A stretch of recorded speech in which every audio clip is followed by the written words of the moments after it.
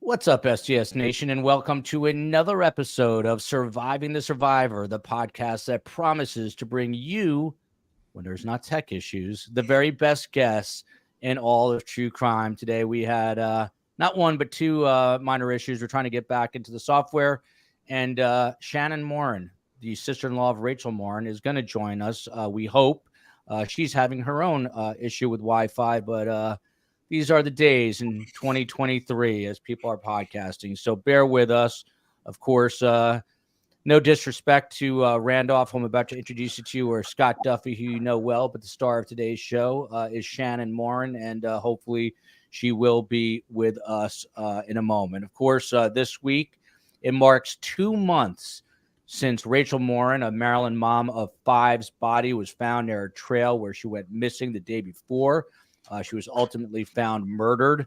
The Harford County Sheriff says that Rachel Morin's death was the result, and I quote here, of violent homicide. Best guest to discuss it. And again, we hope that Shannon Morin can get on momentarily. Of course, she is Rachel's sister-in-law, married to Rachel's brother. And then we've got attorney Randolph Rice. He is an attorney representing the Morin family. He secured a position with the Baltimore County State's Attorney Office as an assistant state's attorney.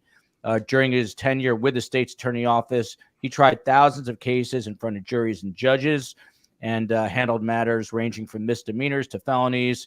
And obviously a stand-up guy. He helped secure this interview that we hope we're going to have for you momentarily. And he's now a partner in the firm Rice, Murtha, and Psoros. And they helped to raise the reward that we're going to talk about in just a couple of minutes. And then you know the familiar face. That is the one and only Scott Duffy, the director of Wilmington University's Criminal Justice Institute. I asked him on for two reasons. He's a great investigator, great mind, and he's familiar with the area a bit. Scott is retired out of the Wilmington, Delaware office, and prior to that served 5.5 years as a Pennsylvania police officer. To you, Randolph, thank you so much for joining us. You know, I know you're an attorney and I know you're representing the family, but emotionally, how's this been for you? I mean, you're dealing with the emotions of the family and obviously very painful news here. Certainly. I mean, I think a lot of times people have lawyers in their lives because we can maybe turn off the emotion a little bit and guide them with the advice that they may say, I wasn't thinking about that. I wasn't, this family is so torn up. They're so hurt, and you talk about those stages of grief. They've gone through the anger. I think they probably come back to the anger. They go to sadness. They go to trying to make it right. And when you're going through those things, you're not, I guess, maybe making the best decisions. And so I think that's where we come in and we're trying to help them make those decisions. Our role has been sort of a bunch of different roles. One is we're here to help them and answer questions, right? Nobody goes through this. Certainly as attorneys, we've had experience dealing with these types of cases. And so we're there to advise them. We're here to help them with the media. We're here to help them with trying to keep the story going. We're here to help them with the digital campaign and the reward and how do we interact with the police department. So there's a lot of different sort of hats that we wear. Appreciate that answer. And Shannon, are you hearing us? Shannon? Yes, I can hear you. Can you hear me okay? Yeah, we've got you. Thank you so much. Can you hear me? Yep.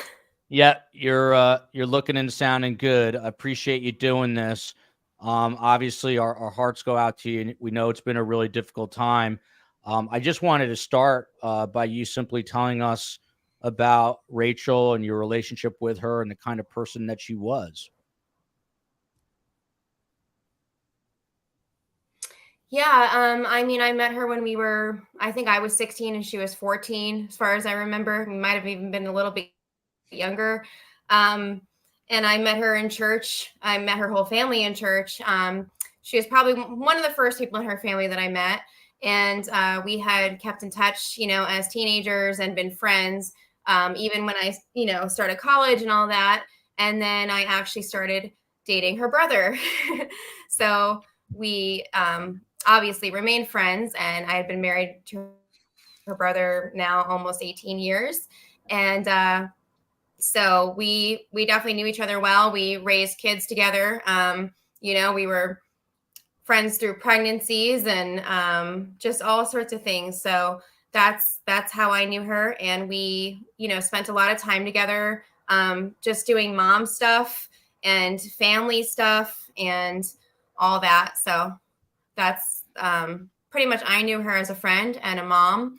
And, sometimes we'd work out together, go to the trail together. And honestly, the trail where she was found, we were there a lot. So that was a big, that was a huge blow to know that.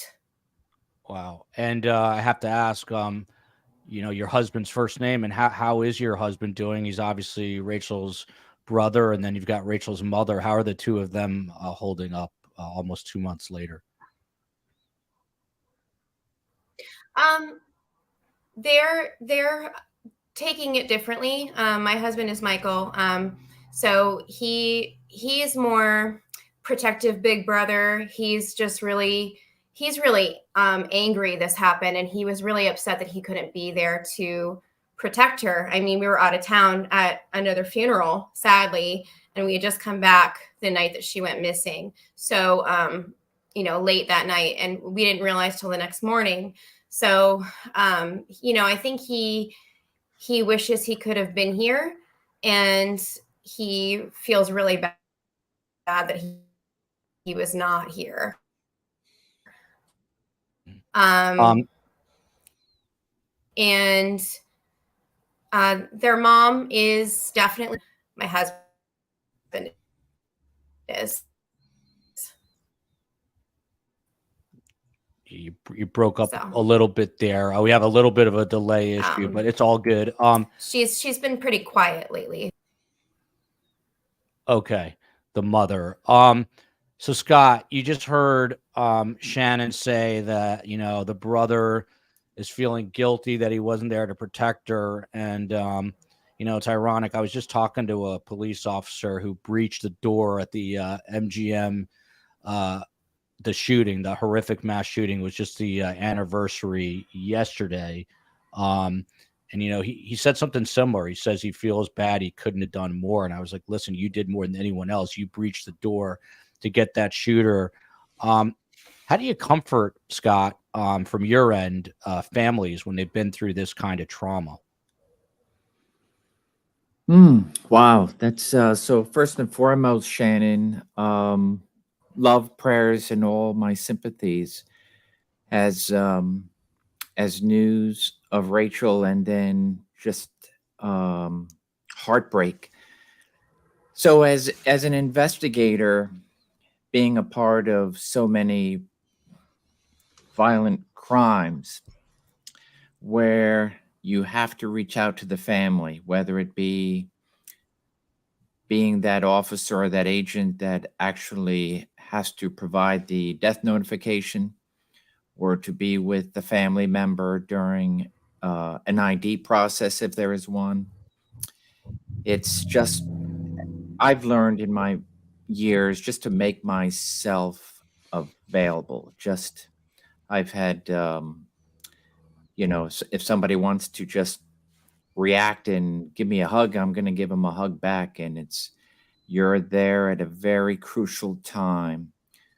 And so it's just making yourself extremely present, and then being able to say, my position here is to find out who did this and to bring justice. And so then it's a ongoing communication, keeping that line of communication open. And then with somebody like Randolph, when you have attorneys present, it's just, he's spot on. It just makes it so much easier as you have someone who knows the system on many different sides, and so is able to sometimes tweak it if you need to be tweaked, and remind you of things. And ultimately it's just making sure you continue to do your job and provide answers when you can provide those answers. And Shannon, I know you came in late, so I don't even know if you know, but Scott is retired FBI out of Delaware and knows your area pretty well, which is why, and he's a regular guest on our show, which is why I asked him to come on. But we are coming up this week. It's hard to believe, 2 months. Are you surprised or discouraged? And by the way, please tell Michael and Rachel's mother that we are thinking of them. And I know there's not a lot we can say other than that, but we are thinking of them. But are you surprised that coming up on the 2-month mark here that this person, whoever he is, and they've got that ID, the DNA match, but not the ID. Are you surprised that this person hasn't been caught yet?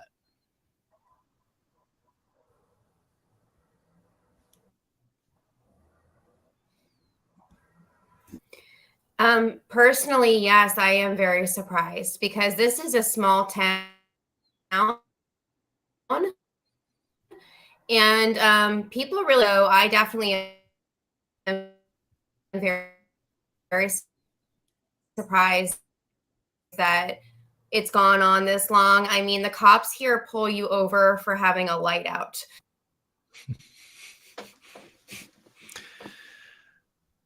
Yeah. Shannon's video and audio. I'm gonna have Shannon, I'm gonna just drop you out for 1 second and have our COE work with your audio and video for 1 second, see if she can help you and maybe move you to a better spot. But Randolph, the big news today, obviously, and your firm put out a press release about this, is the reward is literally tripled in a week. It went from $10,000, it's now at $30,000. And as I understand it, you got I think it was increased to $20,000, and then you got $10,000 additionally from an anonymous person. Can you tell us about that? Sure. So initially, in the few weeks after the murder, the Metro Crime Stoppers came forward and said that they were going to put $2,000 down. And then the asset forfeiture unit of the Harford County Sheriff's Department came in and said, we're going to put down $8,000. And that set the initial stage of $10,000. We were sitting around trying to figure out what do we do to try to get this thing off the ground, and how do we get more information out there, and how do we get more people to maybe come forward. And our partners in our office and firm said, let's double the reward. And so last week we went from $10,000 to $20,000, and for two reasons. One is we were hoping that this is going to incentivize somebody to come forward and say, I know this individual in the video. I recognize him. It's now, unfortunately, we've talked about this with others. Money sometimes makes people do things. And the hope was maybe a little bit more money would make somebody to come forward and say, I know who this person is. That was last week. Then this morning, we had a just incredible woman from Harford County, from Bel Air, came forward and said, you know what? I don't know what I can do to help, but this is the one thing I know I can do to help. And I want to increase that reward to $30,000, and came in and gave us the extra $10,000. And now we're at $30,000. And it's funny because we've actually gotten a couple more phone calls today from people saying, hey, I want to try to help. What can I do? How much can I put in to try to get that reward up? And I think that it serves two purposes. One is it incentivizes possibly somebody to come forward, and two is it may keep this story in the news, because the more that video is seen, the more often that video is out there. And this kind of ties into why we did the digital campaign a couple weeks ago in Spanish language. But the more people that see that, the hope is that somebody says, I recognize that man, I know who he is, and they contact the sheriff's department. Scott Duffy, in your experience, you're dealing with bank robbers, fugitives, all kinds of people. Does reward money, does it get people to talk? And do people come forward as a result of increased reward money? Absolutely, it does. There's so many different types of people out there. There are people who are absolutely going to call in everything, whatever it is, the smallest piece, and they're just going to do it. There are other people that are not going to call in, and it takes something as an incentive. And if it's a dollar amount, a reward that's going to help push somebody over that line to make that tip, then fantastic. And when community and other resources can come together to continue to raise that award, you're also going to incentivize people to really start just thinking and looking and being much more alert and aware, whatever it is that they think. And then you'll have people that are just walking down and saying, I think that looks like somebody. And so you'll get a lot of tips that are going to end up being, hey, we ran them down and it's not the person and it's not going to be helpful. But, law enforcement needs those tips because without these tips, they're not able to run things down. And so it's definitely helpful to get the word out any which way possible and get people thinking about this, as Randolph was saying, keeping it in the news. And then ultimately somebody's going to run into somebody, whether it's going to be, if it's not a known party, a friend, a family member, an associate, a neighbor, a colleague that says, okay, it's been gnawing at me. Let me just go ahead and make that call and let the police determine if it's him or not. You're going to get somebody that's like, I keep watching the video.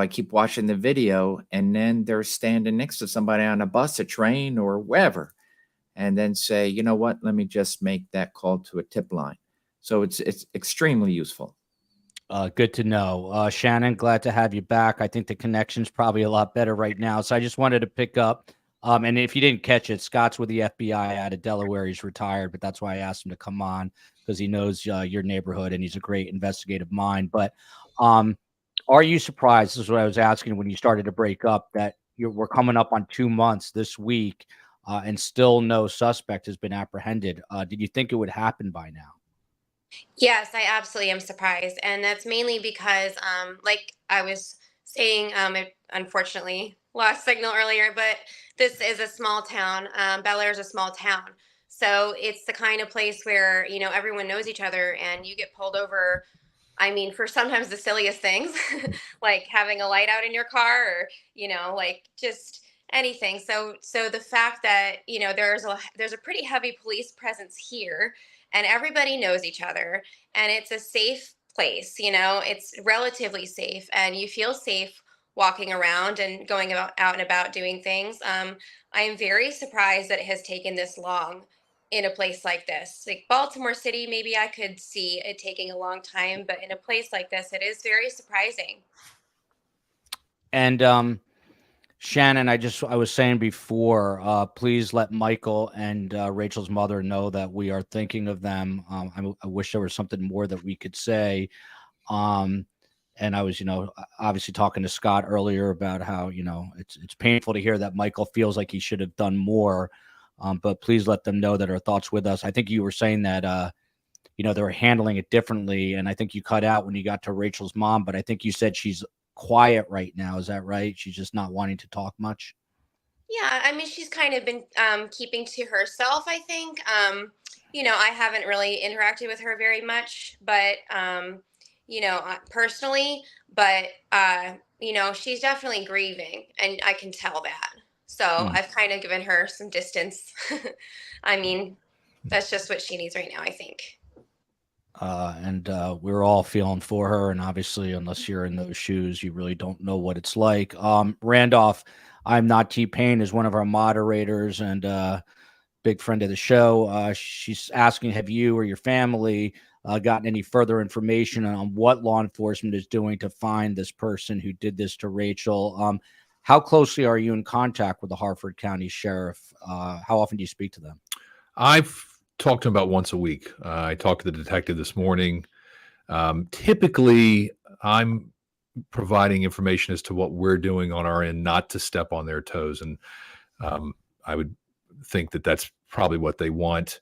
We're trying to respect the process. While that's hard, and I know Shannon could probably speak to that and how Michael and Rachel's mom, Patty, I spoke to Patty today. It's hard because they are anxious to get answers.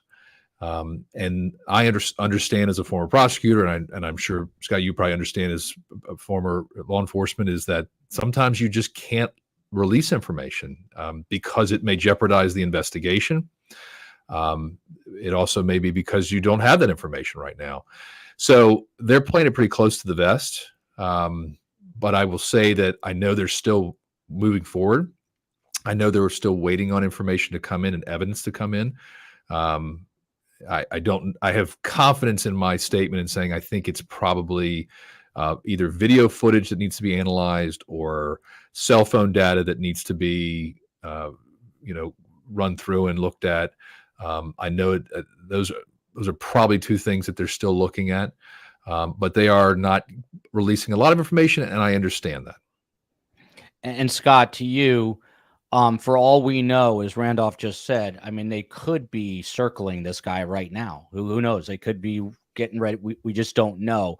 But from your standpoint as an investigator, how tough is it when you know the family is literally aching for answers and you might have something, but you just can't give it to them because you can jeopardize the investigation? How tough is that for you? Yeah, it is. It is tough. You're trying, and Randolph said it so eloquently. There's a big balance, and it's important to make yourself completely available to the family, and that's why, especially bigger departments and so forth, they have the extra manpower to try to take that off the lead investigator's plate, but at the same time, the goal is, and that's why that early conversation, the job of the investigator and in that inner circle of the investigation is, we want to find this guy and we want to do everything in our power to ensure that this guy is removed from the streets and ultimately brought to justice, right? And while you're doing that, there are things that can't be exposed, and it is a difficult process, but at the same time, it is something that, especially departments that have gone through this quite a bit, they understand the ins and the outs, and being able to say that right thing, that right word, while at the same time constantly providing hope with limited information. And like I said earlier, you have the friends, the family, you have the attorneys that are able to constantly get that going, to where the investigators can continue to do their job. And then sometimes the reality is there are pieces of evidence that are outside their control. It's being forensically examined. And the genealogy aspect of this, CODIS was a fantastic starting point. And everybody thinks, well, if there's a CODIS, it should be an ID just like that. And then, of course, the letdown, it's not. So it's a maze of watching where you step, but constantly forging forward. And this is not going to be this is going to be a question of when, and as opposed to it's not, or we don't have answers. This is really just a waiting game here, and it's going to happen. Yeah, it's good to hear that. Go ahead, Randolph. Well, and I think maybe Scott can speak to this too. We got to remember there are two investigations that are going on here. There's the investigation in Harford County, Maryland, but there's also the investigation in Los Angeles County. And so I think there's also a caution on the part of at least the Maryland law enforcement that they don't want to step on or do something that will jeopardize the investigation in Los Angeles County. So, if Harford County was investigating two separate crimes in their own jurisdiction, that would be something they could focus on, and then they would know how, or they would be able to release information based on that. But with their concern that something may happen that would be to their detriment by releasing information in California, maybe that's a reason why. And I get a sense from the sheriff's statements, sort of reading between the lines, that may be a concern that they have here. So, I'm hopeful. I know the family's hopeful. We're all sort of praying every day that something comes out. I think the cell phone data is going to be probably the thing that breaks this case wide open, because if you remember in the video, you can see the cell phone in his pocket as he's leaving the house. Mm-hmm. It would shock me that if he did not get on Facebook or use his phone or text or do whatever in Maryland. Now, the hope is obviously that's the same phone. And Scott, I'm sure you can speak to that. But if that's the same phone that was used in California and that was used in Harford County, the hope is that can be matched. And, you know, every time you get one of these things, you have to provide your information. That may give them a name. And that's what I think that's a big piece of evidence that we're waiting for. And oftentimes digital forensics are the key now. We'll get back to Scott on that. But Shannon, you see STS Nation from Little Monster. Shannon, you're such a strong woman, keeping you and your family in my thoughts and prayers. Thank you for coming on to STS. We all appreciate it. Followed by Cosmic Shy. God bless Miss Shannon and fam. Obviously, the people most affected by this, other than Rachel herself, are the children. Are the kids doing okay? Are you able to give us the range and age of the children? And, you know, I assume obviously they're with family now. Yeah. So she did have 5 children. The oldest is 18, the youngest is 7. So they're all between there. They're doing well considering. I actually just saw all of them but one yesterday because they all went to the apple orchard to go apple picking. So we're making an effort to ensure that they get together every so often because they have been split up. So that is really important, I think, in them getting through this, just to spend some time together and, you know, at least have things to look forward to, have plans, so that it's not just, you know, mundane life for them. We're trying to help them like have some fun as much as possible, to take their mind off things.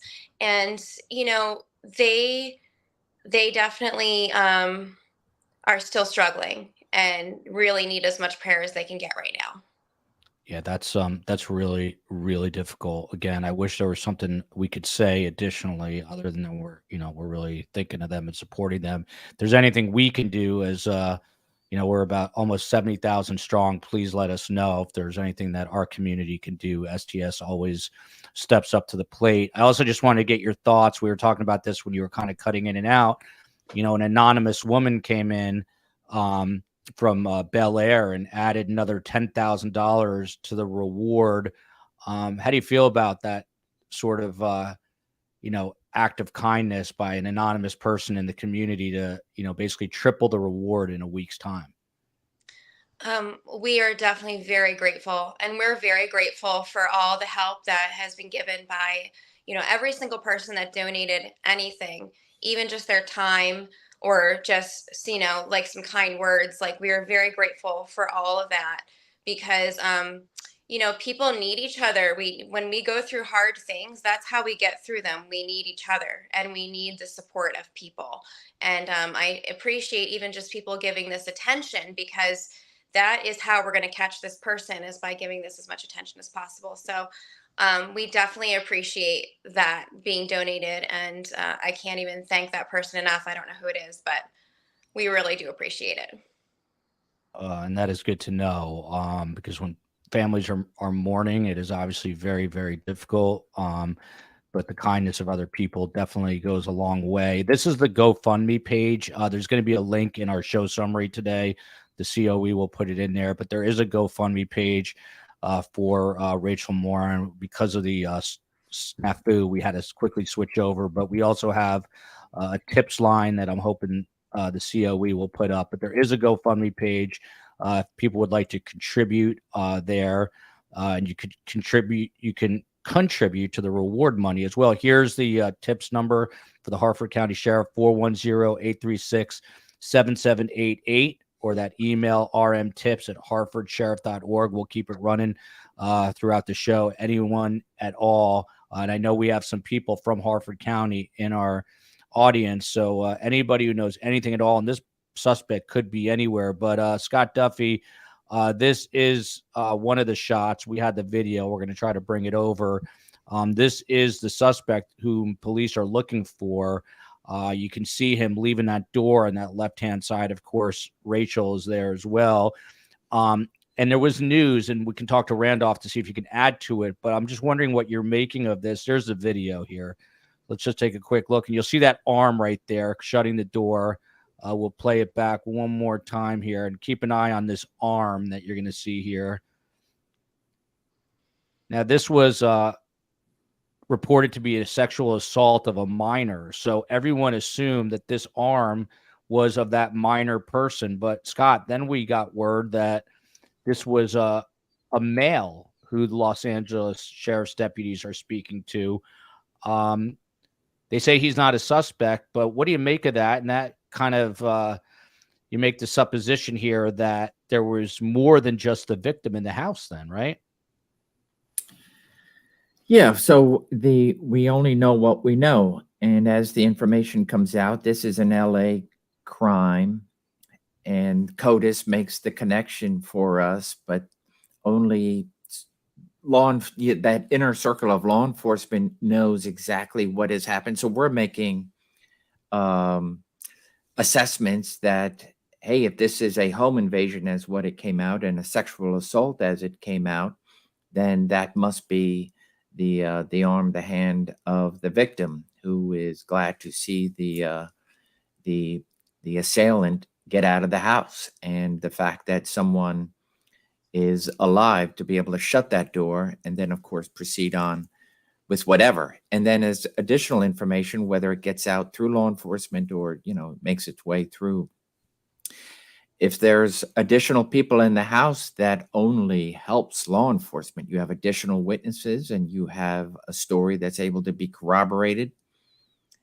There are the unknowns. Of course, we want to know more. What happened in LA? You have now an idea of an individual, or at least the backside of an individual. You have an individual who was, and who knows how long, is spent inside that house with, if what you're saying is correct, Joel, that it's another individual shutting that door, then that means at least 2 people inside, if not more. And, with regards to sketches or anything to further ID this individual, those would be the questions. And I know law enforcement from Maryland has I would imagine has traveled, if not more than once, to meet with investigators over there and sharing and providing each other information. But yeah, there's little coming out. Yeah. And I can only imagine from that there is more known, which gives greater hope with regards to how this is progressing. And Scott Duffy, I'm going to get to Randolph in a second, then of course back to Shannon. But we had a viewer named Golak, and they wrote to me, Scott Duffy, and said that I saw in an episode of Forensic Files, our viewers are legit true crime devotees here, that they can create a photo of what an individual may look like from the DNA using something called Snapshot. And they have a DNA hit here. A lot of people are asking, why do we not have a frontal sketch of this suspect to pass around to the public? Do you have an answer as to why we don't yet? And we can ask Randolph the same question. I don't. I'm a little surprised 2 months in, and this is 2 months from Rachel's death, but it is far more many months with regards to the LA incident. So unless this is being kept close to the vest, I'm a little surprised that we don't at least have something. And not only using the technology that you're mentioning, Joel, and I know there are some tremendous things that are done with regards to being able to provide some sort of digital likeness, but if you have witnesses beyond that of the victim, I would be very surprised if some sort of law enforcement sketch artist has not been brought to the table. And Randolph, to you, do we know why no actual sketch on this yet? Yeah, that's been a kind of a big question that the family's asked, and we've asked obviously internally, is why do we not have more information from the residents of that home? Why don't we have more information from anybody in Los Angeles County? Now, it does, as Scott mentioned, it goes back to March of this year. So we have the incident in March in Los Angeles County, and then we have Rachel's death August 5th. So why do we not have maybe Ring doorbell camera of the individual coming in? they've said that's not available. It's not there. We don't know why. And again, might be all part of the plan to hide information so that when they do, I mean, the reason, and Scott would speak to this, is the reason that they don't provide this information is that when they get this guy in a interrogation room and he says something that they haven't released to the public, then they know that they got the right guy. So I get that. I understand that. But why don't we have a sketch? There's been statements by the sheriff in Harford County that there was at least two. Now he said it in a way that it made it sound like there could have been more than two individuals in that home. We certainly know that there's a victim of sexual assault. My recollection is correct that arm that we saw was a young male, I believe a juvenile. So we've got that individual that potentially could provide you make observations of individuals and people that you meet all the time, right? You see how they walk, you see how they talk, you see their facial features. You notice any type of unique skin conditions or maybe the way their eyes are. Why do we not have this information?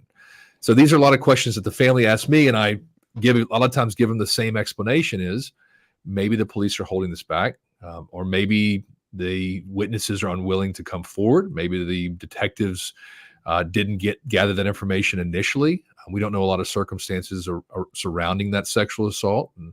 And we've all had cases where maybe the police initially just maybe dismissed it a little bit more and didn't pursue it. And I know that certainly the Harford County detectives have gone back to California to re-interview and to talk to people out there. They also went to Chicago. We know that didn't lead to anything. There wasn't a suspect, but it didn't provide any fruitful information. So I agree with Scott. I agree with everybody that why don't we have more from the home in California? And that might be, they're analyzing it, and we're hopeful that that's the case. By the way, Randolph, you need your own podcast. You've got a great voice. We'll get cracking on that. I'll charge you a very small consulting fee. I'm having fun being a lawyer, though. I don't know if I could give up being a lawyer all the time. It's too much fun. Yeah. Well, I'm glad you're enjoying lawyering. That's for sure. So two things in there. Number one, I don't know that we've heard directly that Harford County sheriffs have been to LA, but now we are learning that. I know they were in Chicago, so that's interesting. But were the reports of this arm being a male, was that corroborated to you by local law enforcement in Maryland? I think that was Sheriff Gaylor last week. I believe we were on Dan Abrams or Ashley Banfield last week, and I think I heard him, but I was getting the feed while I was, it was sort of like you were getting the feed, but also having to worry about talking. So I was sort of trying to listen and worry about my own setup. So, but I believe that's what he said, and I'd have to go back and listen. But I'm pretty sure that was a juvenile male arm that was in the photo there. And in fact, I do remember that now because he said I misspoke and originally said it was the victim, but in fact it was somebody else. That is correct. And by the way, Randolph Rice standing up for all of us reporters. It's not as easy as it looks to talk while someone's talking in your ear. So no, it's not. Yeah, that was my life for many years. Shannon, this question from Shivani. I'm just wondering, she's asking, could there be more mainstream media showing the brief film of the guy to help identify and or locate him? What do you think of the media coverage? Has it been enough? And are you frustrated that there is not a sketch that your family can disseminate to the public? Well, they disclosed to us. I mean, there's good reason, I guess, why there isn't a sketch. I mean, it seems to be that's the case. So as far as that goes, I mean, I guess they're doing everything they can do is all I can say. And as far as the other thing. I'm sorry, I missed the first question. Can you repeat the first question? Yeah, just do you feel the media coverage has been robust enough? Do you feel the media is helping enough? Yeah, so we actually have done quite a few interviews. We've been contacted quite a bit. So I think that they are really on it. I mean, I do appreciate any coverage that we get because it does help get the word out. And we definitely want as many people to see the photo as possible. One thing, and I know that, Randolph had worked on this as well, was getting it to Spanish speaking community. That is also very important. So we've done quite a bit to try to get that accomplished as well. And I'm glad you brought that up, Shannon, because I was just going to ask you about that, Randolph. You started a digital campaign in Spanish because the suspect is described as a 5'9" Hispanic male, which is basically half of this country. So I don't even know why they go ahead and issue a description like that. But what is this campaign in Spanish? So let me give you the backstory to this. A couple weeks after the murder, Shannon put a call out to the community, and Shannon and Michael and Matt, which would have been Rachel's father, the oldest child, and a couple people from their church, one of which was a Spanish-speaking individual. And we decided that we were going to fan out within a half a mile of the trailhead of the Monpaw Trail and hand out flyers in both English and Spanish. And at that time, we knew that he was identified as a Hispanic male. So we started going to the areas where we knew where the Spanish-speaking community lived. And the first door we knock on, the gentleman says in Spanish, I don't know what you're talking about. We said, there's a murder right around the corner. I don't know what you're talking about. The next door we went to, I don't know what you're talking about. So right there, we said, all right, what are we going to do? And everybody knows that lawyers advertise all the time, and we're one of them, right? So we thought, how do we use the one thing that we know how to do, which is advertise, but turn it into something that would help the investigation and get the word out to other individuals who may not see mainstream media and who may not speak English. So we put together a Spanish language digital campaign. And what this means is that all of our ads were in Spanish. The pictures, we included photographs, we included information about Harford County Sheriff's Department. We then provided a link for individuals to go through and to see the video, to talk about the reward in Spanish. And as of this past weekend, I think we had 81,000 people who saw it. Now, the key to that campaign was we ran it in both Harford County, Maryland, and Los Angeles County, California, because we figured those should be the places where this individual would be hopefully best known. And so 81,000 people have seen it. We had 140 people click into that ad and look at that information, view the videos. And as of right now, we've had at least 6 people contact us directly. We've told them not to contact us, but they still contacted us, and we took the information and passed it on to the Sheriff's Department. But our hope is that more people went directly to the Sheriff's Department and contacted them with a tip or information or a name. And so that was the idea behind the digital campaign. We're continuing to do that. We hope it gets somebody out there who sees it, who recognizes this man and says, I know who that is, and coupled with obviously the reward, and identifies him. Well, if you can get us that link, we're happy to put it in the show summary, and we get about over 1 million views a month. So maybe that'll help. You never know. So I'd love to put it in there. This question is for Scott from Ashley, but I'm going to ask it of Shannon first. I mean, Shannon, are you doing anything differently over the last 2 months? You know, when you go out alone at night, are you going out alone at night? Is there, a sense that people are on edge a little bit because this person hasn't been caught and could still be in the area? So absolutely, I do not feel the same way as I used to about walking around by myself. I've always been quite independent in that way of like, I will go for a walk by myself. I will go for a run by myself as long as I know I'm not in a bad area. I still feel pretty safe in public areas, like, going to the store and stuff like that. But I'm definitely thinking about walking back to my car by myself. I'm thinking about where I'm parking. Like when I go to the gym now, I actually park closer and I park in the front where I used to park in the side. I definitely I can't bring myself to go to that trail alone. Absolutely not. I don't know if I even will be able to bring myself to go to that trail at all again. But any place I used to go to, any park, I was always very active, and I think twice about it for sure. I do not just go anywhere alone without really thinking through all the possibilities of, is this okay to go? And that is really unfair. It's quite a shock. It's quite a change in my routine. And I don't know how everyone else feels around here. I mean, I still see women out jogging alone, walking alone. But I don't want to discourage people, but I definitely would say, maybe think it through a little differently especially when we don't know where this guy is and we don't know where he's going to end up. So that is something I think everyone should kind of watch out for, at least until he's caught. Well said. And that is a cautionary tale. I grew up in suburban New Jersey. It sounds very similar to Maryland, where we didn't lock our doors, could run around.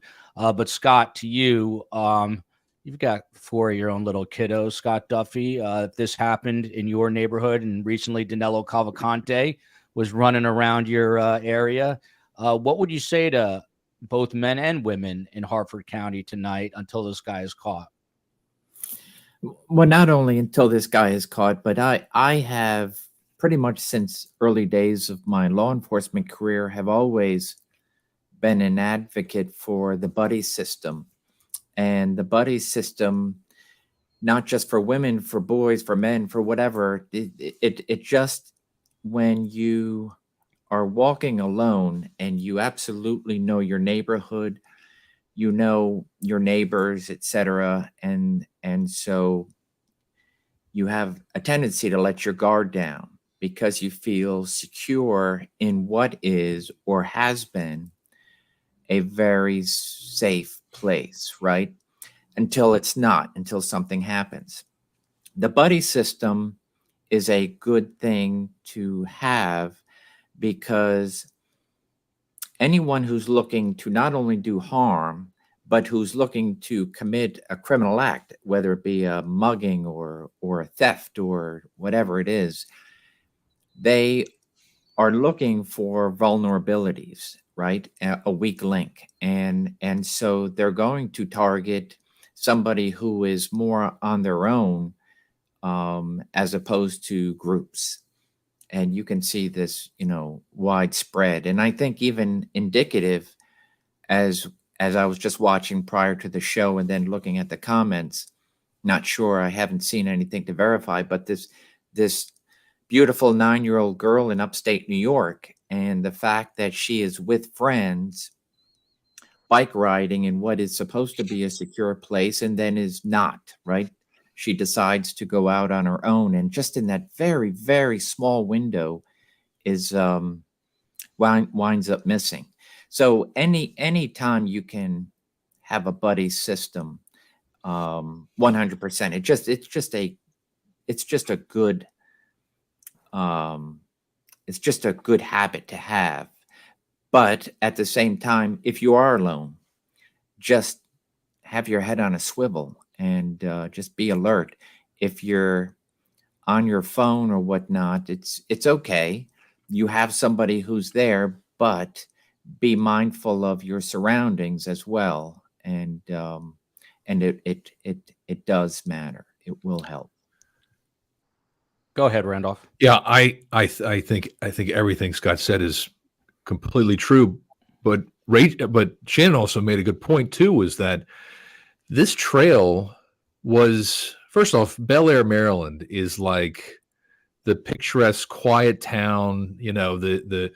We joke about as lawyers that the judges don't mess around there. They don't want trouble in their neighborhood. They don't want trouble in their county. As Shannon mentioned earlier about how the police, if you got a taillight out, you're getting pulled over because they don't tolerate that kind of stuff. And that is felt in that community because it feels safe.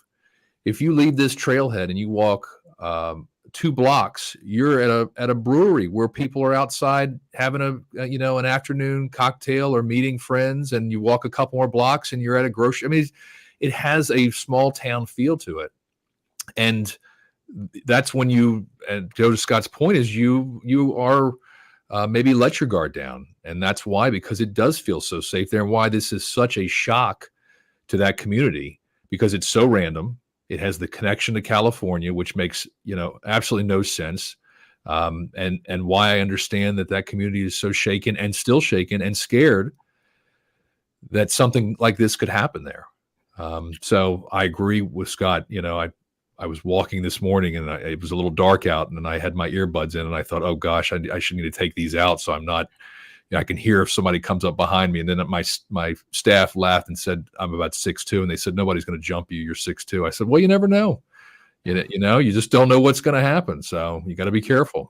You never do know. And I've had Scott and plenty other investigators. Rule 101 is never have both earbuds in, because someone can sneak up behind you. But a little bit here. Thank you for the super sticker.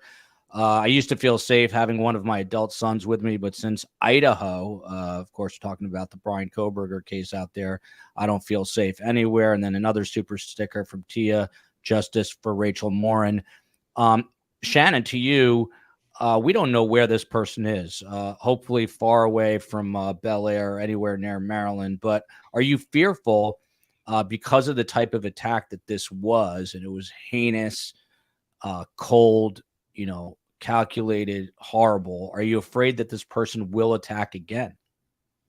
Yes, I am. I mean, the sheriff had made it pretty clear that, they have reason to believe this is a serial killer. And I'm going to assume that there's evidence for that we don't know about. Maybe a pattern, maybe something that serial killers have patterns that they follow. They have certain things that they do. They might have taken something, they might have left something. And I think that, the escalation between the first crime and the second that are connected was a huge escalation. So those are the things that they're looking at. So I'm thinking that, they know what they're talking about. And I definitely believe also that he was probably that he's on a path to become more dangerous as he goes. Yeah. So I was looking through some old quotes, and from a few weeks back, it was Colonel William Davis with the Harford County Sheriff's Office, and he was asked, point blank, and his response was, "We don't have a clue where he is." I thought from an optic standpoint, that wasn't the best answer. But Shannon, you're a family member.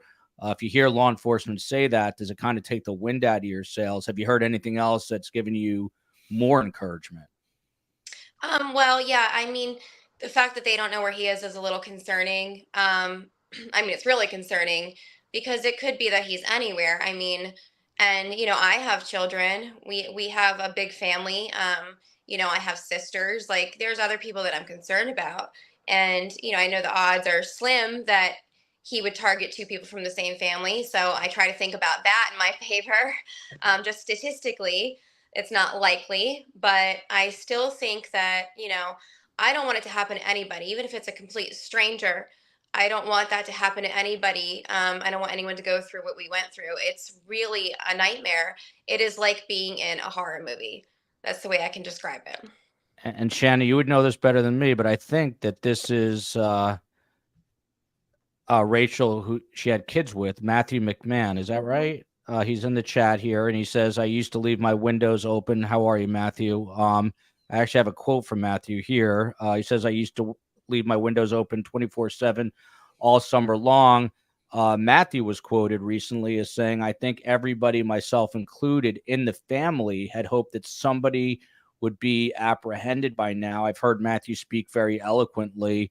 Again, Randolph, to you, I assume, you're the direct line since you're the attorney, but even with you, it appears that they are being fairly tight-lipped at this point.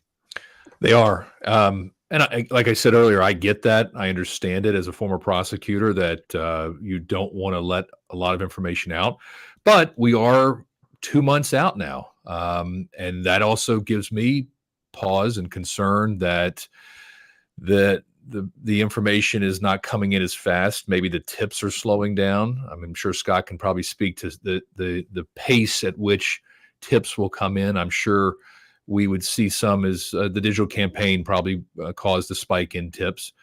Maybe the reward increase would cause a spike in tips because obviously more media is covering it. But it does worry me. At the same time, there's hope that maybe there's somebody else out there. There's another case that maybe he gets linked to. And I certainly don't wish anything upon anybody in the future, but maybe they catch him before he commits a crime in the future, and they're able to link him by a photo. And somebody says, "This looks like the guy out of Maryland." But it concerns us as well that he's on a trajectory to do worse. Although I don't know how you could do worse than what he did to Rachel. but he certainly has progressed from California to Maryland in the heinous act that he committed here.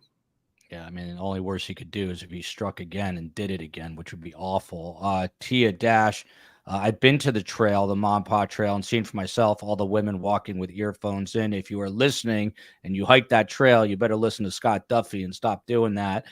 Sherry's News here, Shannon, to you. I'm sure you guys have all gone over this a million times in your own head, and someone was asking, what kind of gym did Rachel belong to? But do you think it's possible Rachel may have known this person in some capacity? It's possible she knew a lot of people, but I just don't think that she did. That's just my gut feeling, just knowing her. I think unless it was somebody that maybe spotted her somewhere else and stalked her, she was cautious about who she interacted with. And so, I mean, even though she was very popular, she had a lot of friends, she knew a lot of people. If someone gave her a bad vibe, she picked up on it like right away, and she would keep a distance. So, it could be he saw her, like I said, but I don't think she knew him. I don't think it was like a friend of hers or anything. That's just my feeling on it. And Randolph, I'm just curious. So we've talked about LA and we talked very briefly about Chicago, but any reason that you know of that law enforcement was in Chicago? The statement from law enforcement was they had a person of interest, not a suspect, that they wanted to speak with in Chicago. Once they went to Chicago, it turned out that was a dead end lead. Now, did they go to Chicago from California based on their conversations there, or did they go based on a conversation in Maryland? Remember, Maryland is not providing a lot of information outside of DNA, which was left at the crime scene, and the crime scene itself, which certainly has got to have more evidence and information that we just don't know about. And Scott, I'm sure, can speak to this, but the manner of death, the manner in which, without being morbid, but where was she found in relationship to where she could have been? Were there other clues? Were there things missing? These are all unknown questions by the public and by the family and by me. But they are certainly things that law enforcement would have at their disposal to use as maybe a piece of evidence that would lead them in a certain direction. But I think California really holds more evidence at this moment that will help us get to find this killer. And again, I go back to this cell phone. I just have a gut feeling that the cell phone that you see in the killer's pocket as he leaves the home in California has got to be the key that connects him to the crime in Maryland, that connects him ultimately to who he is. And if you notice the video, as he walks down the steps, there's a bright white light in his pocket there. Right there. Yep, right there. And if we're lucky, and it's not a burner, and it's not a phone that you pick up without any type of information, and maybe it is maybe even then he had to provide something, an email, another phone number, a person, a credit card to pay for it, which will link him back. I mean, these are all things that investigators can use to track this man. So I am hopeful that evidence comes in. Unfortunately, we know this, Scott knows this, and that we're at the mercy of the phone companies. And if it's unfortunately, if it's I hate to say a pickpocket in Oklahoma and a murder in Maryland, you just have to be in line, and the phone companies are going to comply with these subpoenas as they get them. So that's why it sometimes takes a little while. But once that information is received, hopefully the detectives can match that up and can find a thread that they can then follow with this gentleman's information. And there you can see it on the right-hand side there, that right photo. You can see that little beam of light coming out of his right front pocket. So that is the cell phone if you had the same phone. Scott Duffy, a few more minutes and we'll start to wrap up. Shannon and Randolph have been very generous with their time. But Scott, I always ask you this question. Pull back that proverbial curtain. We're coming up on 2 months this week. As far as we know, they've worked up more than 1,000 tips, according to reports, but we don't have a suspect. What's going on behind the scenes inside the Harford County Sheriff's Office and also with the LA Sheriff's Office?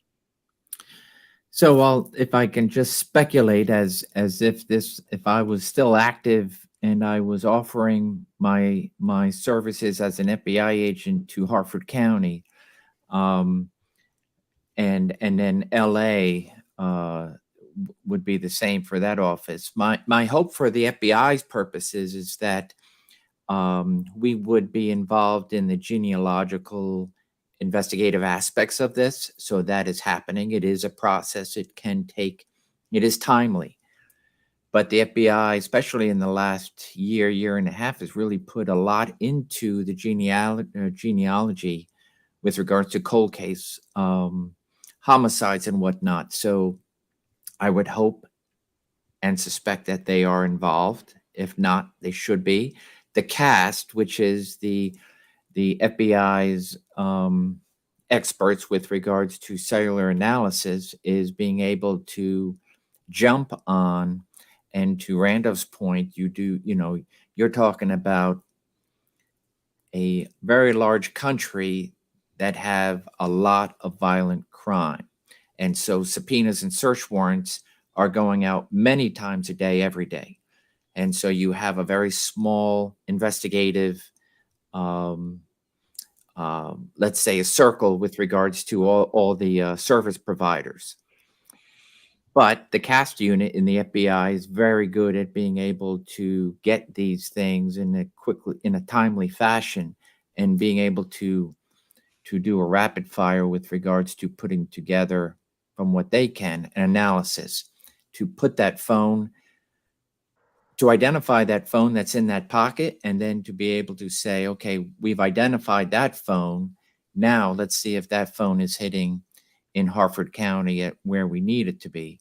And so once they're able to do that, and it's, everything's a process, then it's a matter of jumping on and figuring out, what is this phone, and who does it belong to? So those would be my thoughts and my request if a case, and this was often in Wilmington, Delaware, where I was, that if there's a case that needed that extra help with the support that we had with all the departments, nobody was ever going to deny outside resources. It's just one extra thing to take off the plate of a very busy and a smaller department. So that's where I'm hoping this is going, where it's already at, and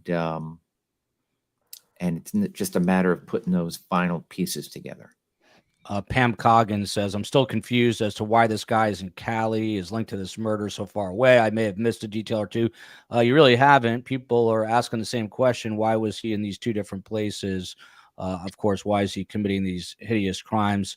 Roxanne says, Los Angeles people in that house know this guy, in my opinion.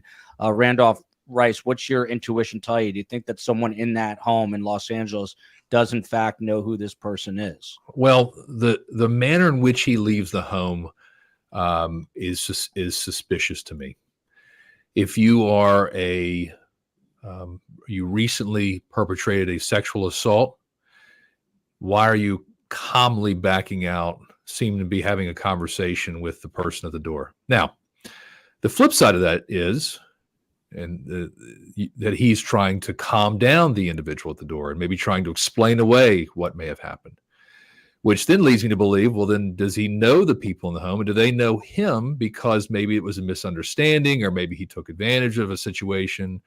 If this was a juvenile or an underage female that he had sexually assaulted, the way he leaves that home, and again, if you're leaving that way, why are you going in through something other than the door? Because they're telling us there's no Ring doorbell camera, or there's no doorbell camera video from him coming.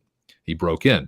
Okay, so he came in through a window. He came in through another door, and then maybe was he let in through another door that doesn't have a camera? And ultimately, did he end up having to leave suddenly? There are so many different scenarios.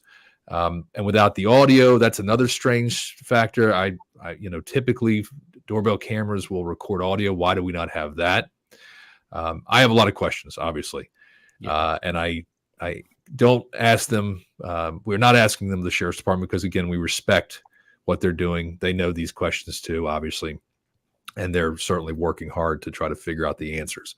But I have a million questions that I know one day will be answered once they catch this guy. Yeah, one of the questions that everyone had on our show when we first showed the video, the doorbell video, is there a video of him coming into the home that way? Was he with that minor child at that time? You know, they could have pixelated the minor, so we're wondering if they had that video as well. Meg P saying, "Thank you for the best guest, Shannon. My thoughts and prayers are with you." Quick couple questions, Randolph, to you. One of the big things for about a week in the news was that the family had actually hired Pat Brown, who's a very well-known criminal profiler, and she profiled him as a Hispanic in his early to mid-20s, 5'9", 160 pounds, likely a narcissist, lacking empathy, manipulative, a pathological liar. I mean, these are, to me, very vague references, but did that help at all? I mean, what was thinking It did. behind that? Yeah, it actually did. It's what led us to the canvas within 1/2 mile of the trailhead. And then I think Pat actually mentioned that in her report, that she believed that he had some connection to the Bel Air community, or had somewhere he laid his head, to use that term, the night before. Remember, this happened around, she left around, I think, 6:30 to go on this jog. And by the way, this was a place that she had been going to for a long time, not only by herself, but with her family. They spent many nights walking the trail after dinner. So this was a familiar space for Rachel. But the idea that this happened, he has some connection. And go on and look at the Ma and Pa Trail on a Google map, and you will see that it is not a jump off the interstate kind of place. This is not a place that you would just drive by and say, I'm going to stop here and try to do this. This is somewhere that's very, I wouldn't say secluded, but you only know it if you have connections to that community.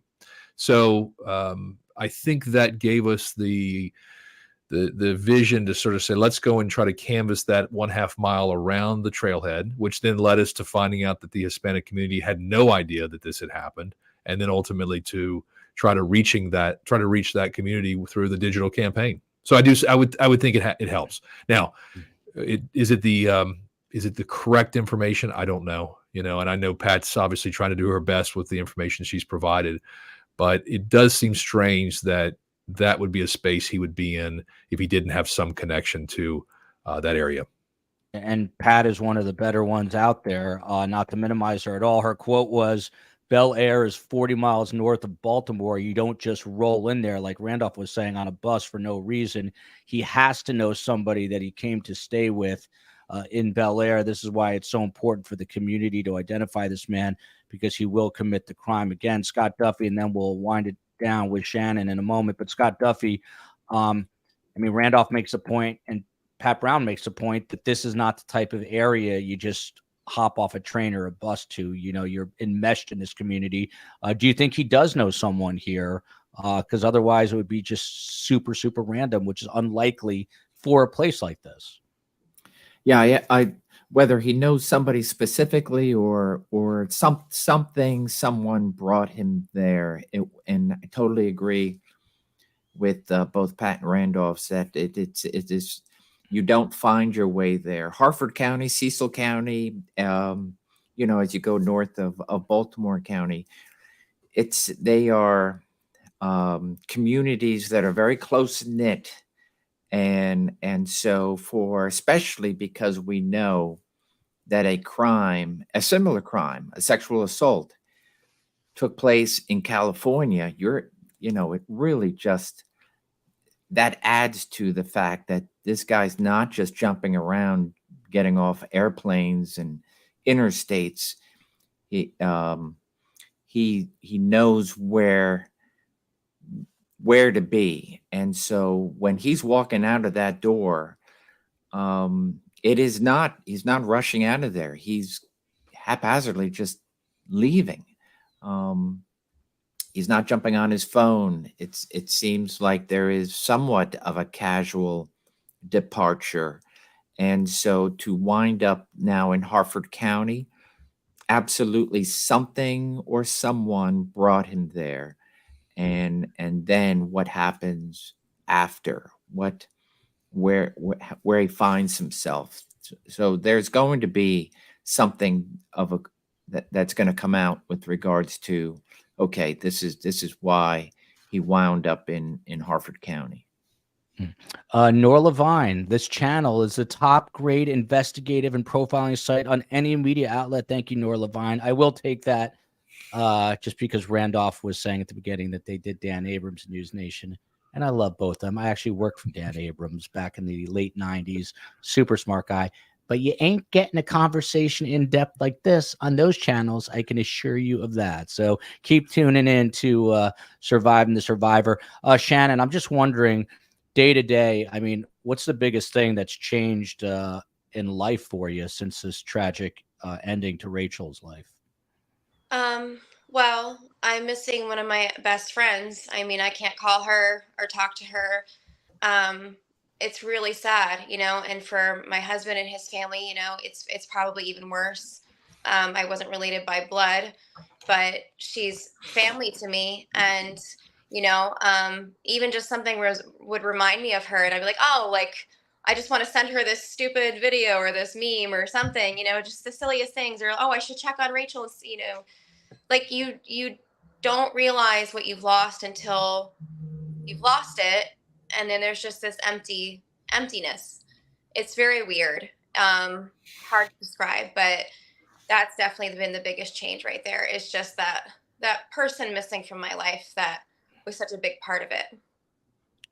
Well said. And again, unless someone who's been in your shoes, they don't know exactly what you're going through. What I do know is STS Nation's one of the better true crime communities. Our viewers are gifting each other memberships. I love to see that. So thank you for that. Agent Scott Duffy, he is a massive friend of the show. Met him for the first time at CrimeCon, but he's on every week. As you know, he's the director of Wilmington University's Criminal Justice Institute. He ran the FBI office out of Delaware. He was a PA police officer before that. Scott, your closing thoughts on this evening, anything you'd like to say to Shannon and her family, and where you think this investigation is going to wind up? The investigation is going to wind up absolutely in an arrest, or it's going to end up not so good for whoever did this. In other words, he will be identified, he will be found, and so that never lose hope.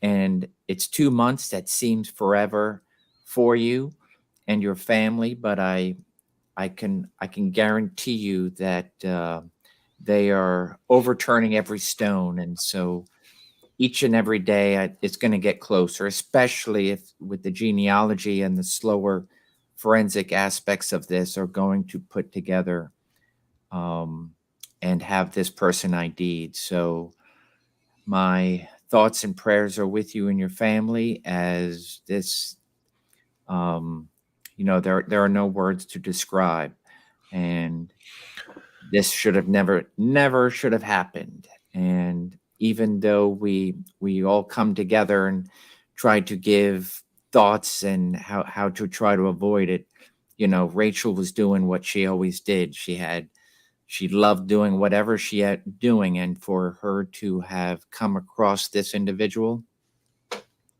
words cannot explain or give you comfort. So my love and prayers for you. Whatever it is outside the show, if there's something you need, I would absolutely like to make my contacts known, and all the best to you. He will be found, and that this should not have happened, and hopefully will not happen again. Well said, Scott. The STS, the COE, the chief of everything, thinking of you and all the Morin family. We are heartbroken for you, constantly praying for answers and justice. A man who my own mother would call a gentleman and a scholar is attorney Randolph Rice.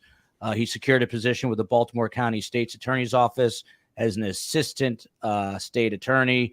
During his tenure there, he tried thousands of cases. He now has his own firm called Rice, Murtha, and Pesaurus. I'm pronouncing the last one right there.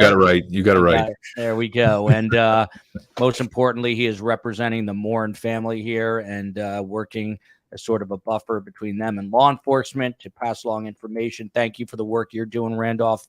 Your final thoughts on this? Well, I think Scott is exactly right in everything he said. But more importantly, I actually want to thank you guys, because without these types of events, these types of media, we're not having the opportunity to get that picture, that video out. And the thing that I've said to the family since day one was, we've got to make sure that we keep that video alive. We've got to keep it out there. We've got to keep it before people. And, you know, like you said, you've got 70,000 people that are going to see this video. And hopefully one of those 70,000 says, I recognize that guy. I know who he is. And I feel like it's time for me to come forward, contact the sheriff's department. They can do it anonymously. They can do it openly. They can collect the reward. That's what it's there for. It's to incentivize people. So thank you. I know that probably you don't get that a lot, but we want to thank you guys for allowing us to come on, allowing us to share this message. And we will continue doing this, because until he's caught, you know, I think everybody is living in a bit of fear that he can do this again, and he will do this again if he's not stopped. I have no doubt in that. So thank you for having us on tonight. And we appreciate that very much. And I will say right now, any member of the Morin family who wants to come on my show has an open invite at any time. If you want to get any information out any day of the week, 365 days a year, you got an open invite on STS. Miss Wee Lassie sending healing hugs from across the world, coming to you from Scotland. Thank you, Shannon. We've got a global audience here who are mesmerized by this case. And thank you, Matthew McMahon, thanking us. No need to do that. And you met Shannon Morin. She is Rachel Morin's sister-in-law. If you could confront this guy, Shannon, today, what would you say to this person? Oh, that's a tough question. Honestly, I would say, you know, I really hope God forgives you. And, you know, I hope that someday, maybe at the end of it all, there's forgiveness in some way. But I also know that, you know, there's justice. And that is so important. You know, like, God is loving, but he's also just. That's what I believe. That's what Rachel believed. It's fair and balanced. And so he will face justice in the end, no matter what. Well put. And again, really the biggest victims, of course, outside of Rachel herself. Special love to all of Rachel's children. We echo that sentiment as well. Again, if there's anything we can do, please let us know. Just a quick programming note: tomorrow, 7:30, a different time, 7:30, to accommodate a detective in Akron, Ohio. We're going to talk about all these missing children in Ohio. There've been reported to be more than 1,000 missing children in Ohio just this year. So we're going to examine that case. And then Wednesday, 5 p.m. Eastern time, we're looking at Suzanne Morphew and what's going on if Barry Morphew, the husband, was in the area of the boneyard when she went missing and was ultimately found there. Her remains were found there. So no dearth of horrific stories in this country. This country is too violent.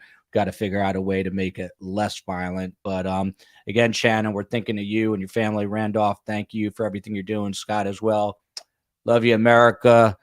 Love you, Maryland. Love you, Delaware and Philadelphia, even though Randolph's not a big fan of Philadelphia, but that's okay. I think that's a sports thing. Until next time, love you guys. Stick around 1 second, panel.